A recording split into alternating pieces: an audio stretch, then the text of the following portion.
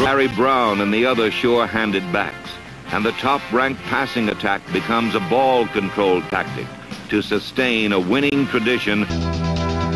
The gritty Redskins dug down deep in their reservoir of toughness. They had bent, but they would not break, and their resolve to win was mirrored by Larry Brown, whose receiving and running moved the Redskins.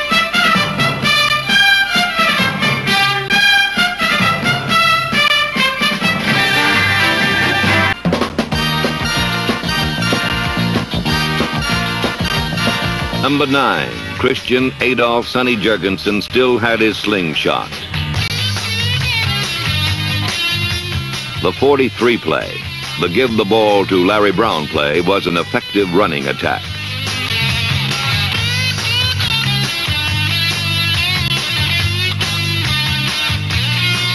Jurgensen set up a beautiful screen to Larry Brown, and the greatest back in the long and hallowed history of the Washington Redskins charged for 20 yards to the New York 9-yard line.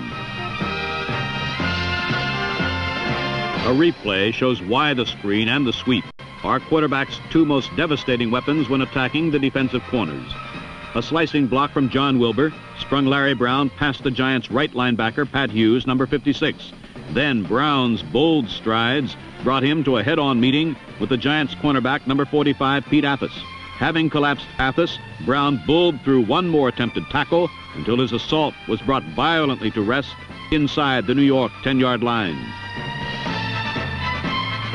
2 plays later, Jurgensen once again called on his light tank, the indomitable Larry Brown, and Brown crashed in with a tremendous effort. Runs like these will undoubtedly abbreviate Larry Brown's career. But for anyone who has ever thrilled to number 43's abandon and bravery, there can be no doubt that his spot in the Hall of Fame is already won. Pain does not count, and they desired for the ball because they believed that no pain is greater than the pain of defeat.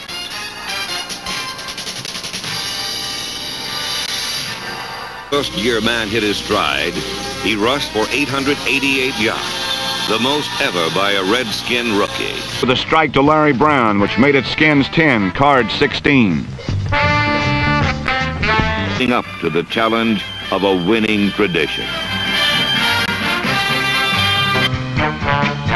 In 14 plays, Jurgensen had the Redskins at the Cardinal goal, where he looked it all over before picking out number 43, Larry Brown, for a controversial touchdown that really tightened things up at 23-20, Cardinals. First combining with sure-fingered Larry Brown for a tough touchdown.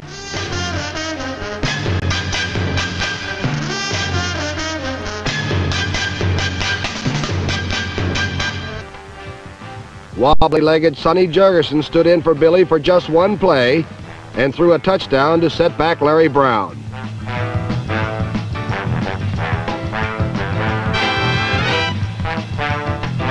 Redskin opponents second best on the scoreboard. Sending Larry Brown into the linebacker seam of the Giants zone, Jurgensen hit him with a perfect pass, and despite a ton of a hit by Spider Lockhart, Brown held on to boost Washington into the lead. A repeat of the play shows just exactly what price Larry Brown paid to break that invisible pane of glass and put the Redskins on top 27-24.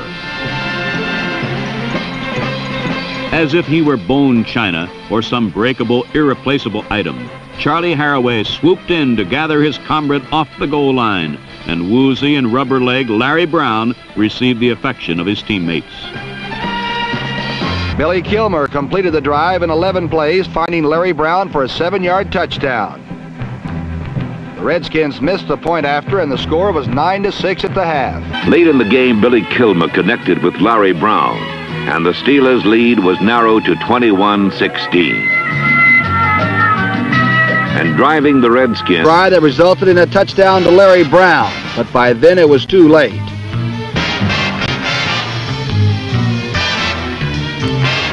Brush block his man, then roll out and throw another block on still another Oiler defender.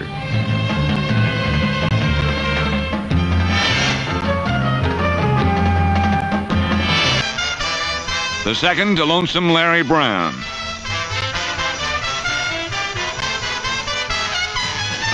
twice, the resilient Redskins rallied on the hands and legs of Larry Brown, number 43.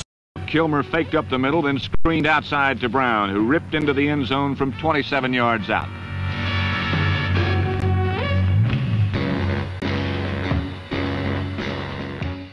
On the next series, Washington's Billy Kilmer connected with running back Larry Brown, and the scoreboard had it 10-all.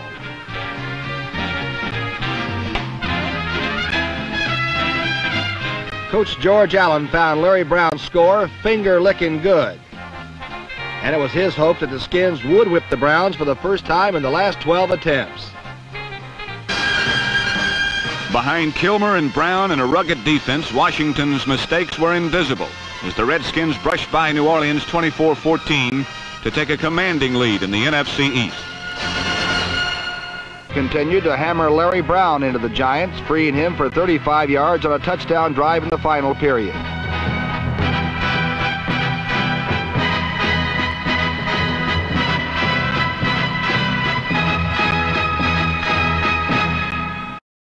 Kilmer lured in the rush, then dumped.